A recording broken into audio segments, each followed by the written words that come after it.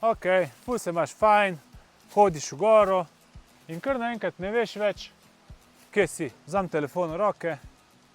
Ok, ja, klasika, ni signala. Ne paničari. Globoko vdihni in se zberi. Preveri, če lahko na kak način določiš lokacijo. Mogoče so v bližini kakšne poti, ki si jih zgrešil, smerokazi, reke, daljnovodi ali kakšne druge vrste komunikacije. Lahko pa svoj položaj določiš tudi na zemljevidu, ki pa ga seveda nimaš.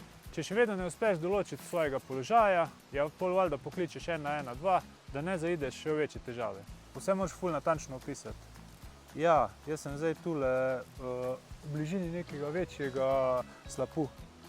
Aha, a tule moram biti pa počakati.